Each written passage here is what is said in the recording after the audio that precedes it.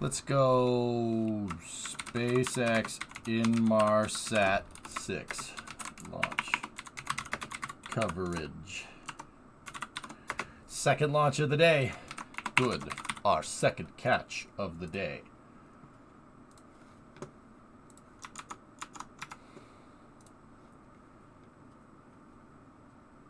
The KSP Discord now deems this funny.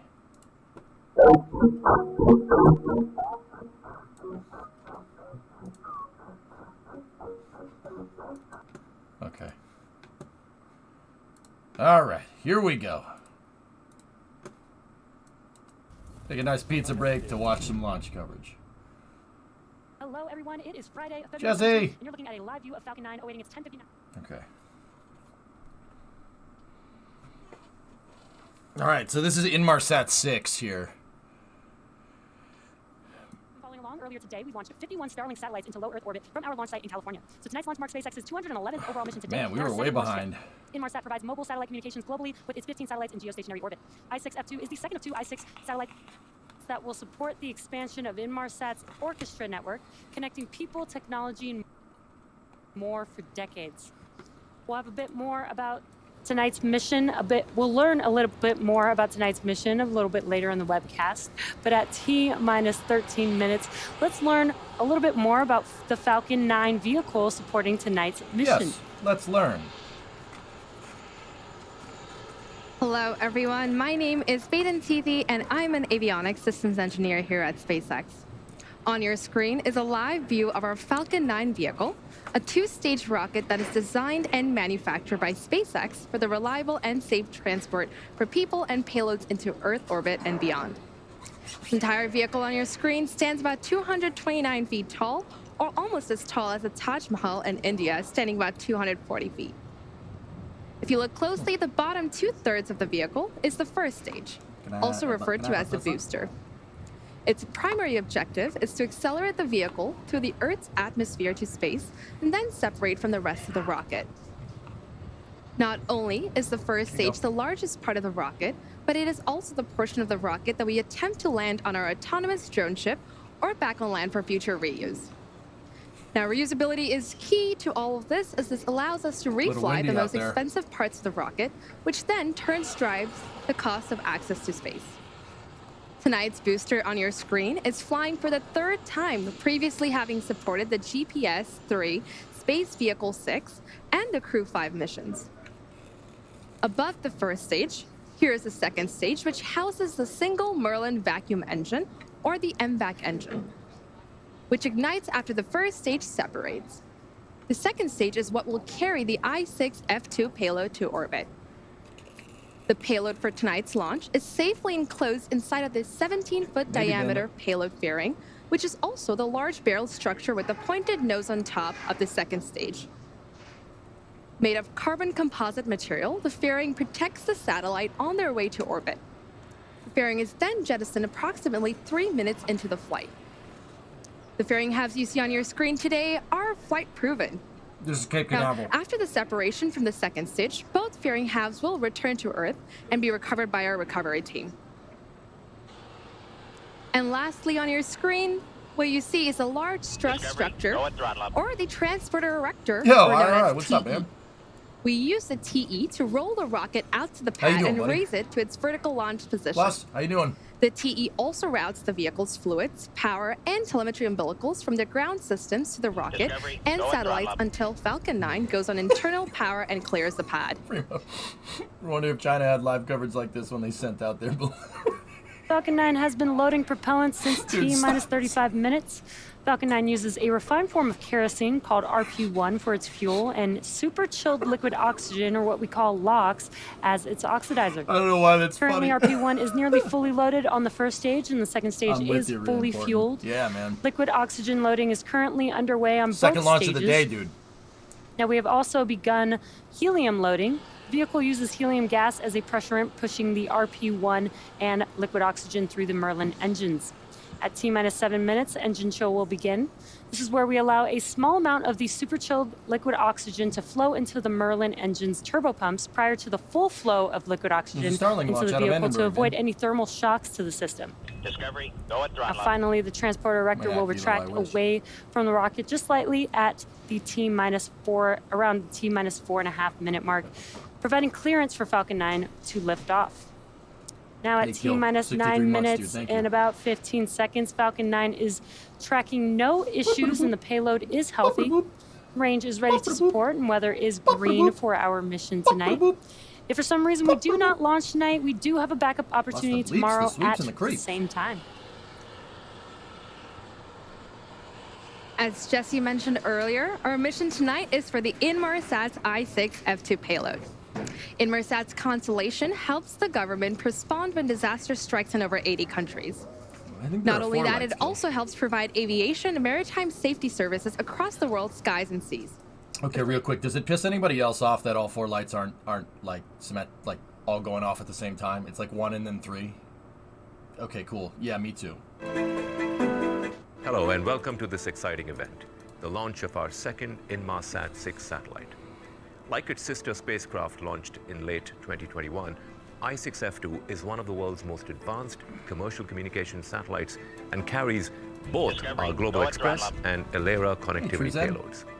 With this mission, we're again significantly increasing the capacity and capabilities available to our mobility, government, and IoT customers throughout the world. It's a communication Let me explain why this launch is important, not just to us, but to millions across the globe. Right, Jason? Our networks are the linchpin for global safety and global trade.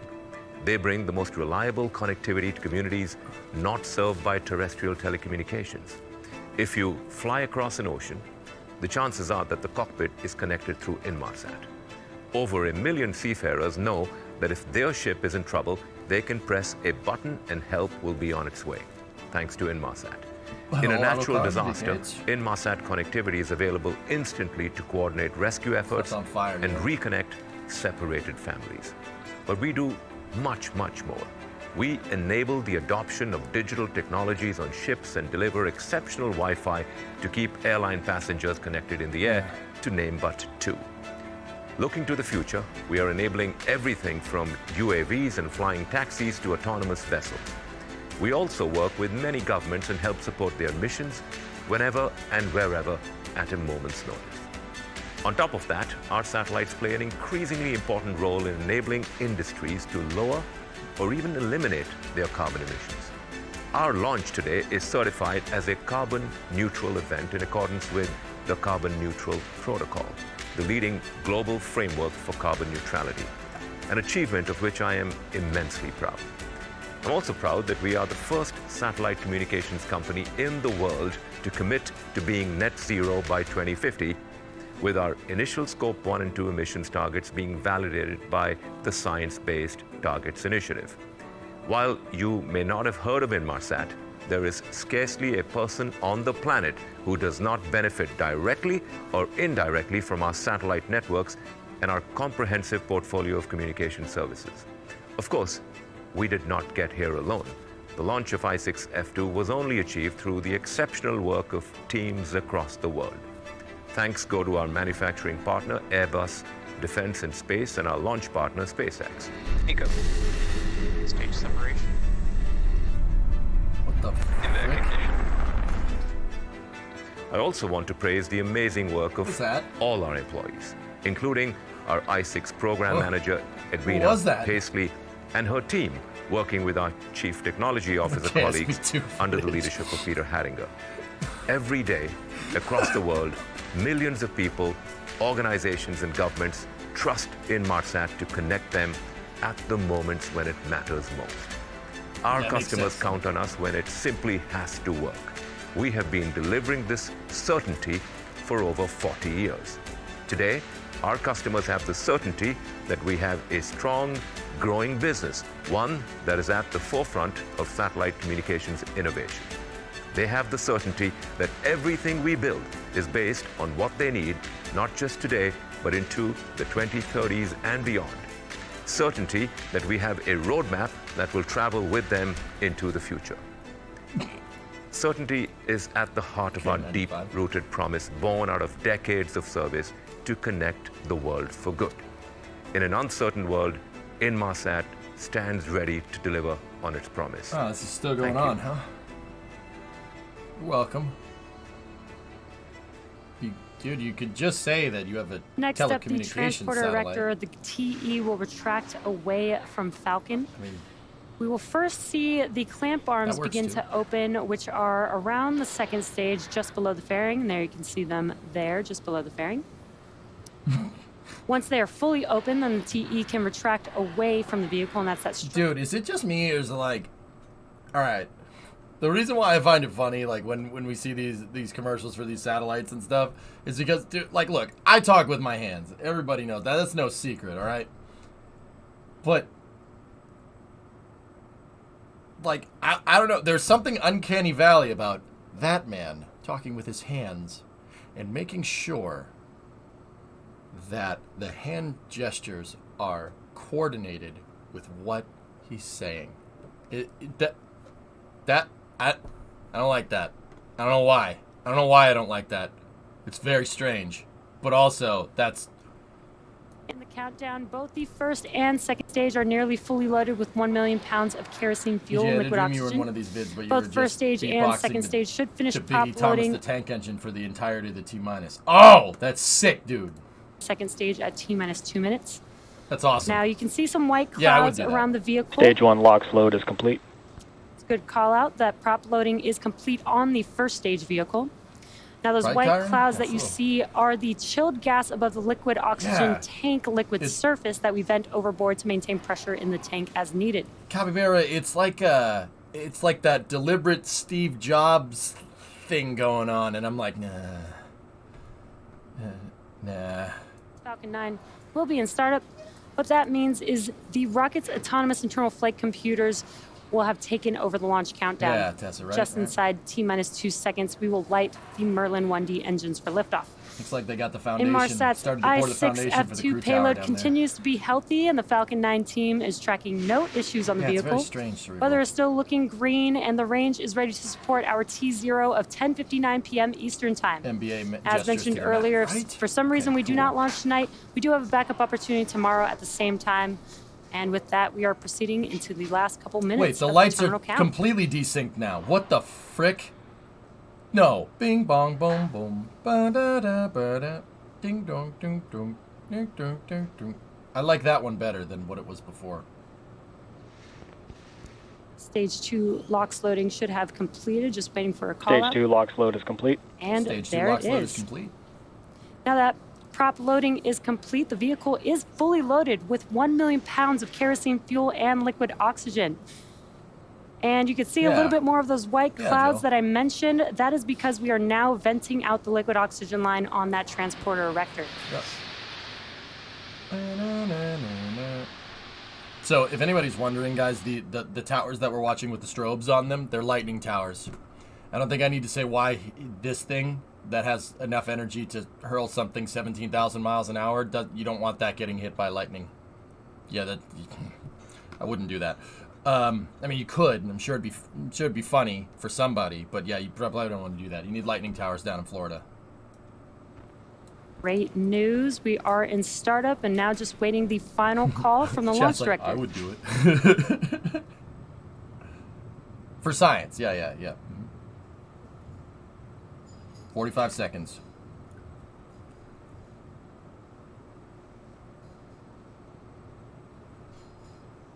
Launch director, we're go for launch. LDs And go for great launch. news. All systems are go for launch of T-minus Falcon 30 9 seconds. with Inmarsat's I-6 F2 payload. –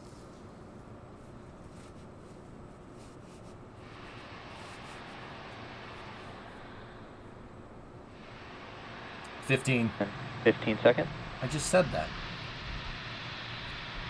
10. T-minus 10, 9, 8, Sound suppression 7, system is 6, primed. 5, 4, 3, Green flash. 2, 1. Engines full power. And liftoff of Here we Falcon go. 9 and Inmarsat. Inmarsat-6 Go F2 is in Falcon, the Go air. Inmarsat.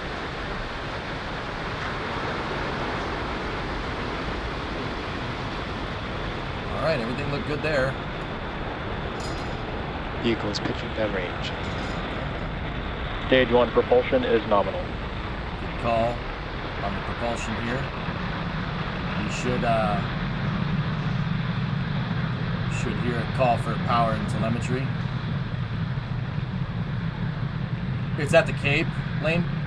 This just took off out of Cape, out of pad 40.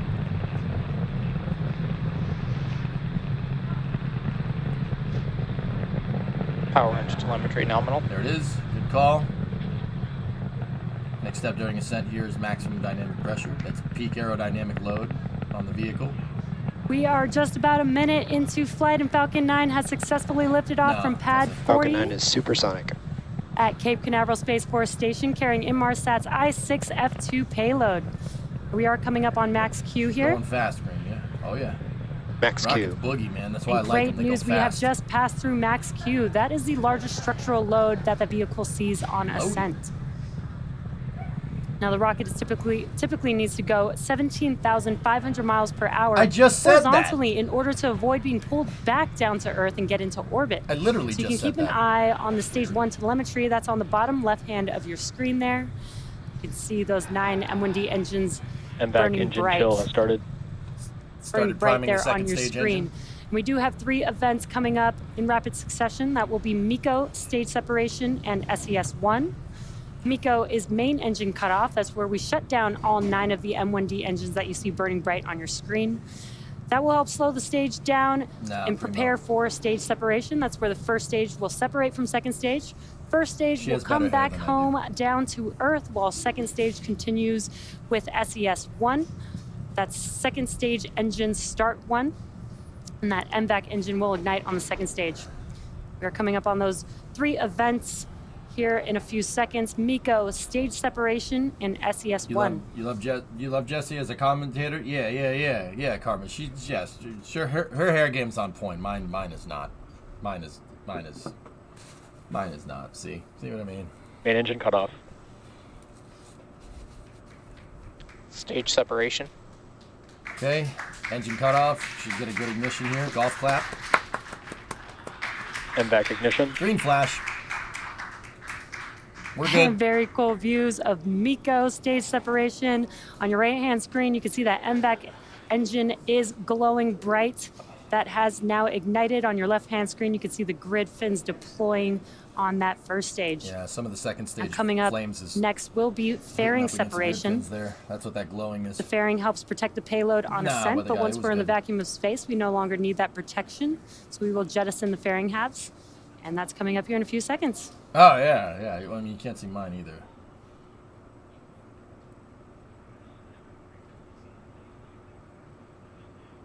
Yeah, that's the joke.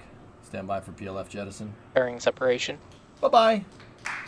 And great call out and visual confirmation that the fairing halves have deployed.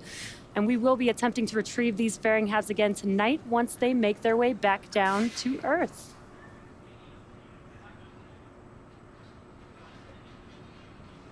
Acquisition of signal Bermuda. Yep. It's about T+4 minutes into tonight's mission. If you are just joining us now, Falcon 9 has lifted off successfully, carrying Inmarsat's I-6 F2 payload. Now, we're about to begin the first of the 2 planned MVAC burns for satellite deploy. Around T+6 minutes, you should see on your screen the first stage's entry burn. To start the entry burn, we will relight 3 of the M1D engines, starting with the center engine known as E9, followed shortly by the E1 and the E5 engines, which will slow down the vehicle as it passes back into Earth's atmosphere. Yeah, Elvish. Number 2 for the day. As Falcon 9 is coming back down really fast, we need to slow down to reduce the re-entry forces, which will then help us recover and reuse that first stage. During the entry burn, Falcon 9 is decelerating by firing its Merlin engines, but we're still moving really fast. Vehicle's on a nominal trajectory. This causes the vehicle to fly through Merlin's exhaust gases, or commonly known as a rocket plume. This deposits a layer of soot on the vehicle's surface. Now that soot comes from the carbon-based fuel that Falcon 9 uses, and with each flight builds up a little more on the outside ice of the came off vehicle, there. making it a little sooty. Oftentimes, prior to a launch, you can see that soot on your first stage. The carbon soot makes it sooty, guys. Peepo G. As you can see on your screen, the second stage is glowing red. Okay. So what the booster's going to do here in a second is it's going to light the center engine, the E9, and then the E1 and the E5 engine. What it's going to do is basically slow itself down. The reason why it's going to slow itself down is because if the booster just kind of yeeted right into the atmosphere, you would get entry heating. It would start to re-enter because it is going a little fast. Yeah, that's pretty quick. Like it's probably going like 3 or 4 times the size of the speed of a rifle cartridge. Yeah, it is also more than 3 or 4 times the size too. Fun fact. So you see the re-entry heating start to build up right there. See it? And now, so that's plasma. That's plasma building up down there. And also the engines are outgassing. So because they are going to start the entry burn here in a moment. But you can see that air is starting to ionize around the bottom of Falcon 9. Also a lightning strike, another lightning strikes. No, that's got to be the RCS. Okay, center engine ignite, 2 engines on the side. There we go. See the plume change shape. What it's doing here is the engines are providing a thermal medium for Falcon 9 while it goes through entry. The exhaust gases from the rocket engine are not only slowing that first stage down, they're also protecting it. That's the heat shield. The heat shield is the exhaust gases from the rocket engine. Now, we'll give it the generic. We'll give it our regular explanation, chat. So, if you're wondering, well, isn't rocket exhaust hot, EJ? Well, yeah, absolutely. Oh, it's really hot, but it's not as hot as plasma. If you can give it a good thermal medium, it doesn't need to be that much cooler. It just doesn't need to be as hot as plasma, or else it just. So the rocket engines fire and they slow that stage down, but they also envelop the booster in a nice thermal medium of gases, very similar to what outgassing on a heat shield does when it burns on an ablator heat shield. Really, really cool stuff. My favorite part, supersonic retro propulsion. Greater than 5 747 airplanes at full power, and it's consuming approximately about 700 gallons of fuel per second. No, not that fight fire with engine fire, on your Jim. We screen fight is plasma with optimized fire. by 220,000 pounds of thrust and vacuum. That is the vacuum Stage of 1 space. transonic. Coming It'll up be next, disposed we of, should G. be seeing shutdown on our MVAC engine on the second stage, followed quickly by our landing burn on the first stage as it's coming back Stage 2 down. FTS has saved. Flight termination system on the second stage has saved, and it should Terminal enter guidance. terminal guidance. There you go.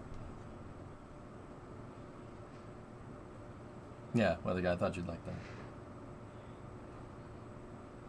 And All back right. shut down. We got There second you stage can engine see cut it off in here on the 1. nets. We have confirmation of And here Seco comes the 1. landing burn. And Drone the ship landing should be burn over for here stage 1 somewhere. has begun. We're now just waiting Look for right confirmation around of here. good orbital insertion for our second stage. Nominal orbit insertion. There you've heard on the nets, nominal orbital insertion. Signal, Cape Canaveral.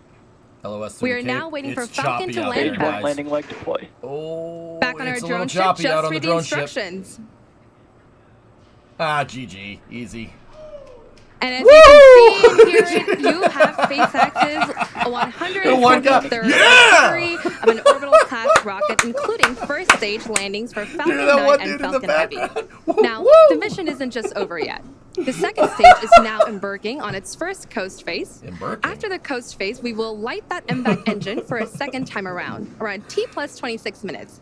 So till then, sit back and we'll see you back here. A little bit off center, but a good landing. There's a lot of chop out there on the seas. It's a little rough out there, but should be good.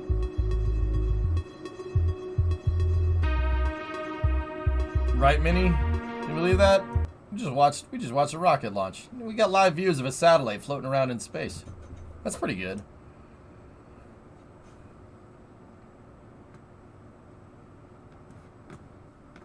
Wait, what was that? Who said that? B-Notch. Hey, what's up, man? EJ, I'm not here often, but every time I am, I'm amazed at how well you verbalize every technical aspect about space stuff. Yeah, I'm trying, dude. Just trying to find my way, you know. Good enough for government work. Bradley, you know what my new favorite thing is? I learned this from a YouTube channel called Vice Script Garage. You know, if you say it's good enough, you say it's good enough for the girls we date.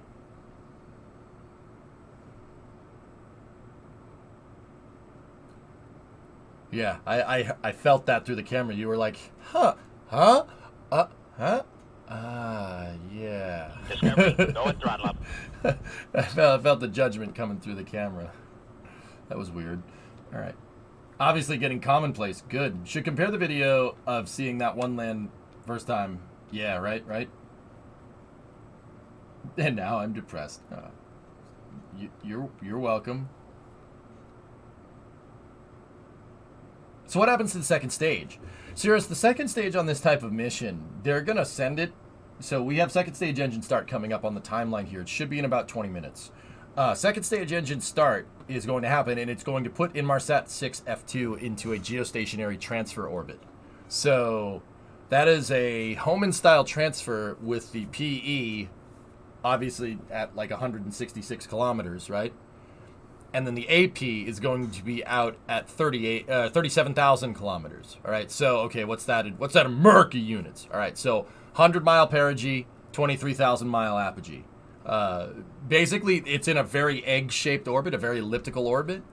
And the stage could deorbit itself and land, but you don't want to waste fuel on deorbiting. You want to use all your delta V to push that satellite out there, because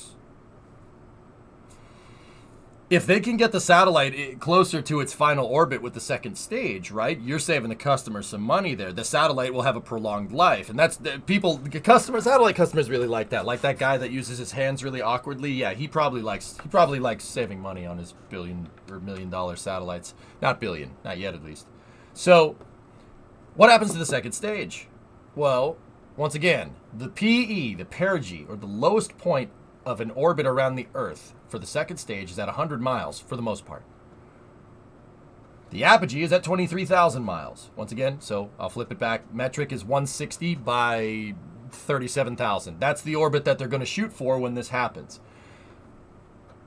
Because they want to use all that fuel in the second stage for the payload, they purposely put it into a type of orbit where your perigee is low enough to skirt the atmosphere.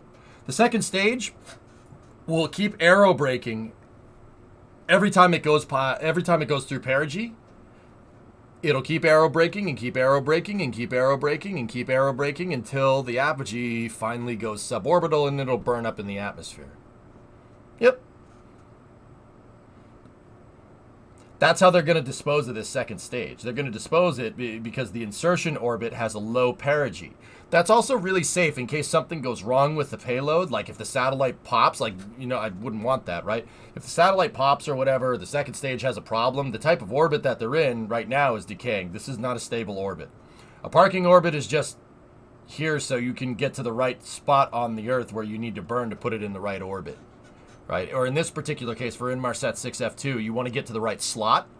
Slot is a terminology that's used when you're describing geostationary orbits or geosynchronous orbits. It's correlative to it's in degrees, so it's actually 0 to 180, believe it or not, because they use latitude to define slots. So if you're at like 20 degrees west, right? 20 degrees west would be a point in geosynchronous orbit that's like right here somewhere that hovers over the Atlantic Ocean. So, because, zero's over there somewhere, right? So, that's why it only goes to 180. So, they're coasting a little bit here. But this orbit is just a parking orbit. If they just stayed in this orbit with the satellite here, for whatever reason, it would come back down. This is a decaying orbit. 168 kilometers is way too low.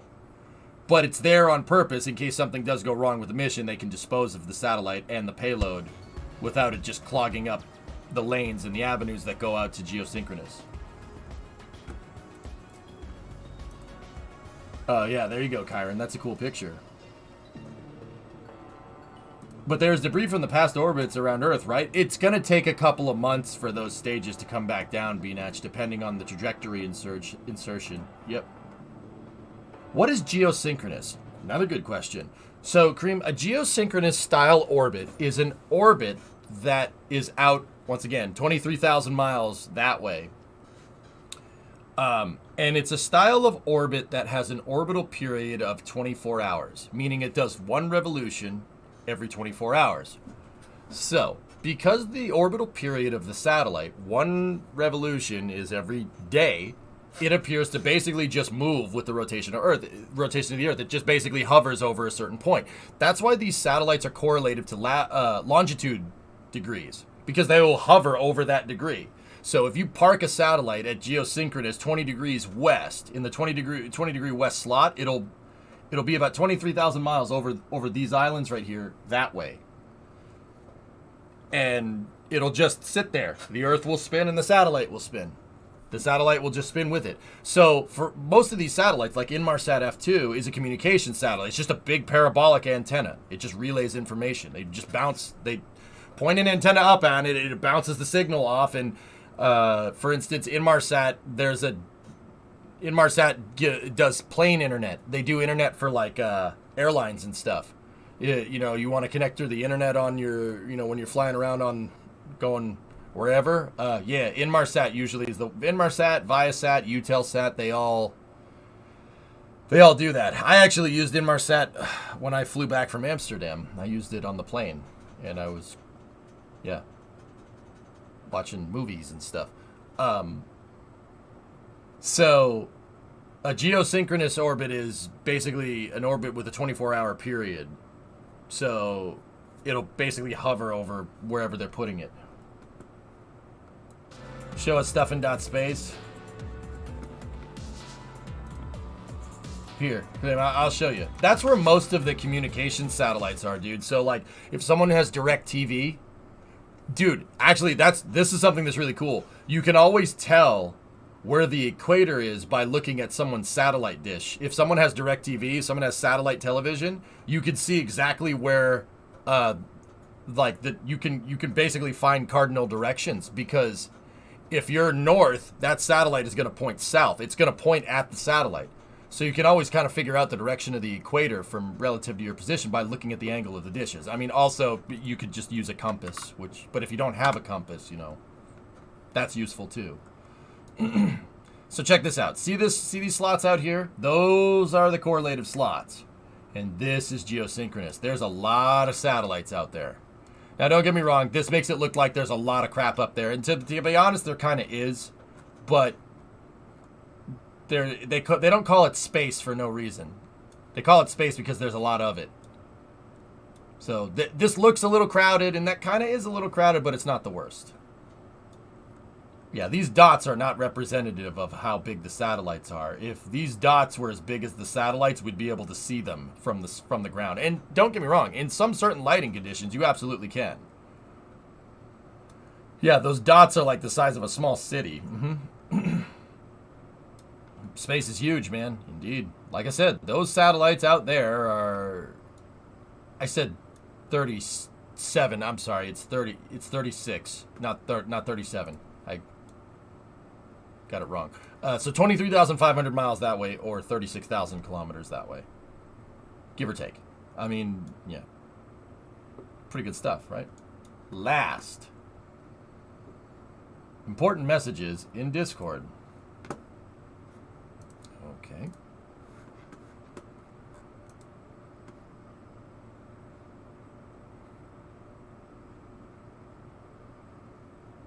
What is this?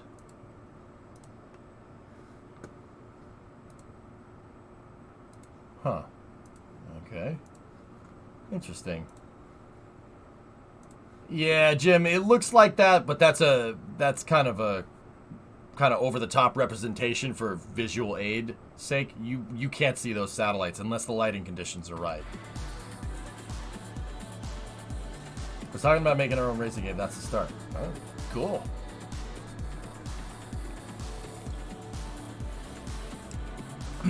Yeah. So, Cream, all those satellites out there in Geo are like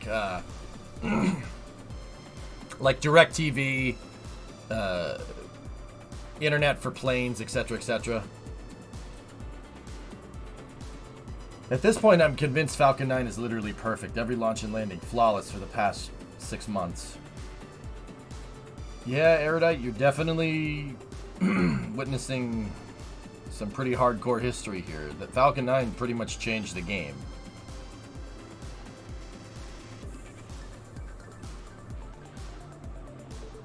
Had a clear night yesterday. Was able to see some sats in lightning orbits. Man, they're so freaking weird jumping up and down. Yeah, fellas, that's right. So we're still about 10 minutes out from the second stage burn here. The funny thing is, right? So Russians put satellites into these types of orbits, these strange orbits, because if you guys notice, there's a ring right at the equator. Geostationary and geosynchronous satellites can only be more or less right near the equator. You see how the majority of these satellites are down here, right? They can only more or less be near the equator. Now that works if you have a communication satellite that needs to be over the U.S. You can basically see all of the 48. But the interesting thing is, for the Russians in the Soviet Union before them, well, a lot of Russia's territory is way up north. If you're down at geostationary, you can't see a good bit of Russian territory there, right? So the Russians use these types of orbits. These are called Molniya orbits, which is the Russian word for lightning. Lightning orbit satellites, basically, they're in an egg-shaped orbit, right? And they basically spend most of their time up here in over the northern hemisphere. But, you know, because you can't stay synchronous, right? You can't stay synchronous because Earth is spinning this way and it's not spinning that way, right? Like, it doesn't spin on an axis like this. They just kind of juggle. The satellites kind of juggle. That's why if you look at it from the top, it makes a nice ring up here. See that? See the ring of satellites up there? So the Russians all have constant communication up there. I mean, once again, we don't have to do that in the U.S. because from the equator, you can actually see pretty much all of the lower 48 and Hawaii as well. Alaska is going to be a little bit tough. So the funny thing is about Molniya satellites is that if you look at them up in the sky, right, and you're seeing a satellite kind of go by like this, what it will do in the sky, because the Earth is spinning, right, the satellite will appear to stop at apogee, right? It'll kind of stop in the sky, and then it'll look like it's going back that way because the Earth keeps spinning. So the satellite will slow down because it gets to AP, which is the slowest point in the orbit, and the Earth keeps spinning. So it kind of looks like the satellite goes up, stops, and changes direction. Anytime you hear people say, I think I saw a UFO, it went up in the sky, like I saw it go up and I saw it change direction like that, it's most likely a Molniya satellite. Yeah, it's a lightning satellite, lightning orbit. Yeah. Anything that's in an eccentric orbit is going to look like it goes up and then goes down, or it goes up and then takes a left, or it goes up and takes a right, depending on the orbit. It looked like a plane that's kind of changing direction. You know, anytime you hear like, oh, it's a UFO, no, it's most likely just Molniya satellites. Yeah, it's probably those. Rocky, you just signed my first job offer with ABL? Bro, you're going to be working on GSE. Dude, you're working on pads, Rocky. Rocky, you're working on pads. You're working on pads in real life. Oh, I'm jealous.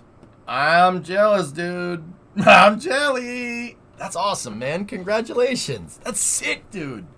Stage 0, bro. Yes, pads are where it's at, man. Cool. That's freaking awesome, man. Congratulations. I'm super happy for you, dude. Pads, bro. Pads are the best. Love launch pads, baby. Okay, cool. That's awesome, man. All right, I got to take it down a notch. That's pretty cool. That's awesome, man.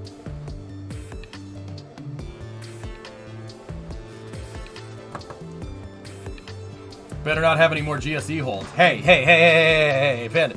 When ABL launched last time, the pad worked fine. It just doesn't work fine right now. But that's not the pad's fault. Okay, that is not the pad. You cannot Hey, it's not the pad's fault. The rocket landed on it, and they weren't trying to land the booster either. Okay, that's not the pad's fault. Don't you dare talk bad about launch pads like that. I only work on jet engines. Jeez, launch pads are where it's at. Launch pads are sick, man. ABL's gonna need all the help they can get. I already made that joke. Is it the same type of satellite orbits in the southern side of Earth? There's no Molniya orbits that go down south like that, B-Natch, because Russia is not down there.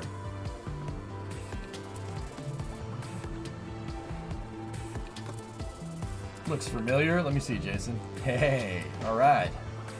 That's cool, man.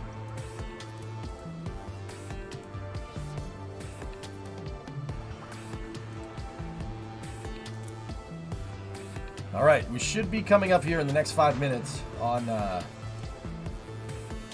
Cirque. Or not Welcome circulation, back insertion to the here. webcast of our Falcon 9 mission carrying I'ma shut up. Inmarsat's I-6 F2 payload. If you're just joining us now, we've had a nominal mission so far. Falcon 9 launched at 10:59 Eastern from Space Launch Complex 40 in Cape Canaveral, Florida. We have successfully recovered the first stage back on our drone ship tonight, One of my favorite which parts marks about the this job, overall Tessa. third landing for this particular booster and the 173rd overall landing of an orbital class rocket. While all that was happening, the second stage has completed its first burn, taking Inmarsat's I-6 F2 payload into its initial parking orbit. Whoop. Now, we're about a few seconds away from the second ignition of the MVAC, screen which will just glitch, or carry am I the second tripping? stage and Inmarsat's payload into the orbit needed to Whoa. deploy the satellite. That's a lot of outgassing. Okay. Poof! See you later, ice. And there you have Good seen ignition. it. We have second engine start. The MVAC engine has begun burning. Now, this burn is planned to last just under a minute.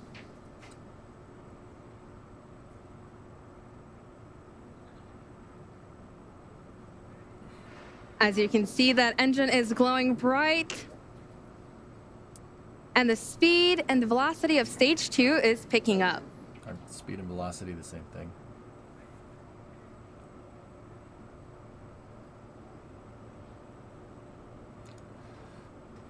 Coming up next, we should be hearing a call out for second No? engine cutoff or SECO 2. Yeah, the nozzle's weeble wobbling a little bit. That's normal. If you guys see the nozzle doing this, that's totally fine. It's supposed to do that. Whoa! Commence the jiggling. Did you see that? And there you've heard it. I We like have jiggling. SECO 2. SECO 2 confirmed.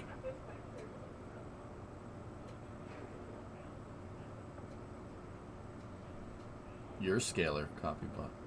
Nominal orbit insertion. We got a good nominal insertion there. And we've heard the confirmation for nominal orbit insertion.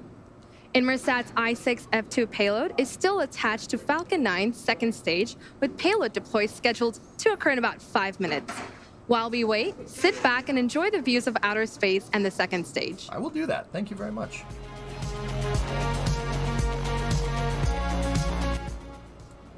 The shadow. So all that snowing that was going on there, guys, is outgassing. Basically, what's going on is this thing, the second stage at the very back of the stage has nitrogen jets on it to help steer the stage when the engine is not on. And when that gaseous nitrogen gets outgassed into the vacuum, the temperature drops really, really quickly. And the temperature drops to nothing because vacuum. So basically in that like quick period where the temperature falls exponentially, it flash freezes it for the most part. So that nitrogen is actually turning into solid nitrogen. And there is some solid oxygen floating around in there too.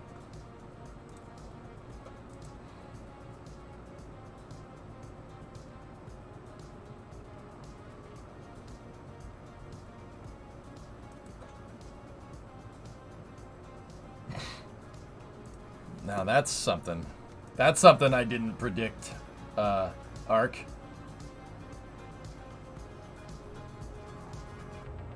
Is there a shorter time between the two Falcon 9 flights than today? This is up there, Salyut, but they've done quicker. Well, not quicker. They've done 2 launches that are closer together. Erudite, you plan to start your own rocket company one day, but I'm only 15, so I gotta wait. Erudite, you hope. Well, look at me. Perseverance wins the race. Right now, Erudite, you're only 15 right now. How's your math grade looking?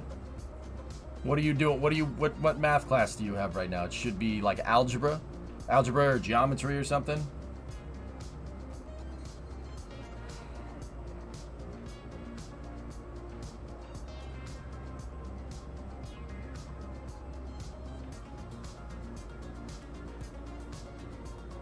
Not there yet. Okay, what math class are you taking right now? And what's your grade in it? It better be an A.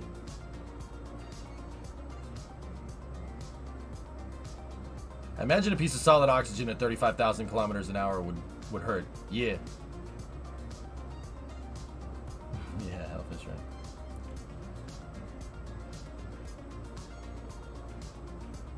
Yeah, Forge, I gotcha.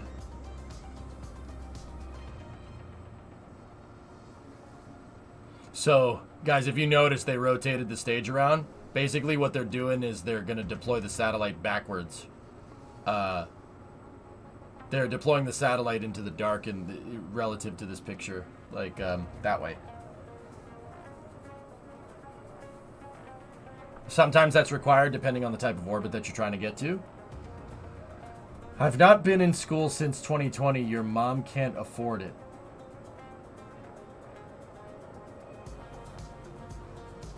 What? Wait. Acquisition of signal, heart of B stock.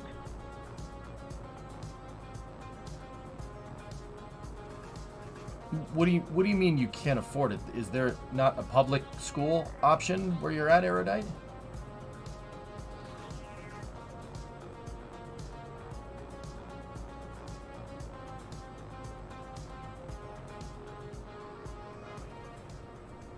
Hello there, and welcome back to our webcast. All right. We are nearing Jesse. the end of our mission tonight for our customer Inmarsat.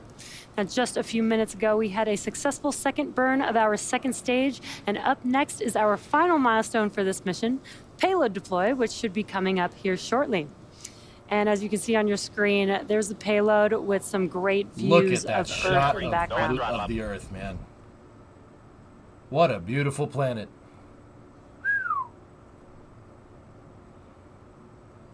Yeah, Eric. Payload separation confirmed. Hey, all right. Dude, ion thruster.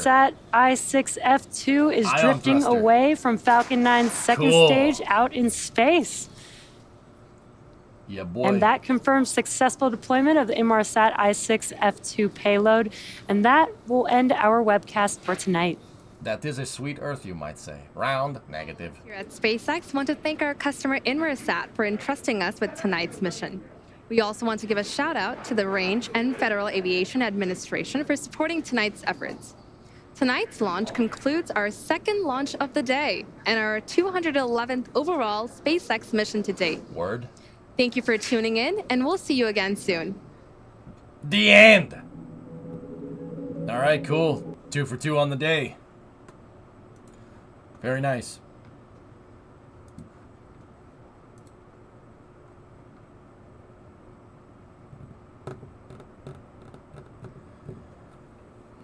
What did they do with the 2 stages? Well, the first stage they got back, Wazzy. The second stage from the Starlink mission was already deorbited.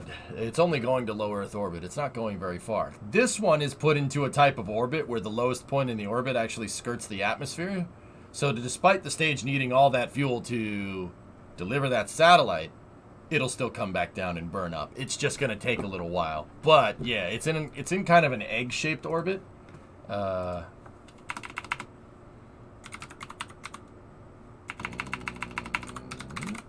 It's in an orbit, guys, that looks kind of like...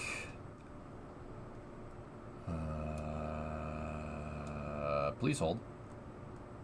Your call is important to us. Please stay on the line.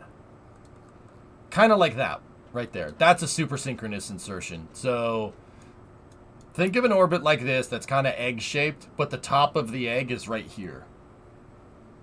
If I was looking at that velocity right, that's where it is. So, if you notice, the very bottom of it does skirt the atmosphere. So that stage is right here, and it'll go out here, and then when it comes back down, it'll skirt the atmosphere a little bit. And don't get me wrong, it's going too fast to re-enter, but it will slow down a bit. And if you slow down at perigee, the lowest point in your orbit, your apogee will decrease. Yeah, you slow down over here, that goes down. The tallest point in your orbit. With space, everything is backwards. Sometimes you have to speed up to slow down, and sometimes you have to slow down to speed up. Weird. Yeah, gravity do be like that, though. So, basically, Wazzy, this stage right here, it's going to come back down, and it's going to skirt the atmosphere again, and skirt the atmosphere again, and skirt the atmosphere again, and hit it again, and hit it again, and hit it again until it burns up. Short answer is they burn up. Yeah. Yeah. It'll be disposed of. SpaceX actually has to dispose of their stage. That's, space environmentalism is absolutely a thing. Oh, yeah. You don't want to make too much debris up there. If you do, it ends up, you ever see WALL-E? Where WALL-E gets off Earth and he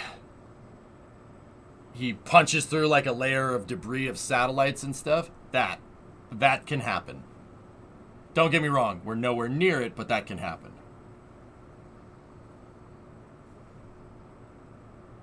Yeah.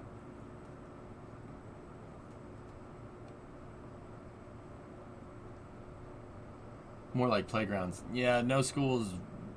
Some school is better than no school, Erudite. It's carbon neutral. Why do we lie to ourselves to make ourselves feel good about that, Kilo? It's very strange, don't you think? It's carbon neutral. It's free real estate. Inmarsat requested a reverse deploy so the sat can get enough clearance to deploy the mesh antenna. You can see here it's 40 meters wide. That's pretty cool, man. Is racing still on? Racing is on hold for the time being while we're hot and heavy into Kerbal. We actually have to get back to designing our capital ship here with our game-breaking drive so we can accelerate this thing like a bullet.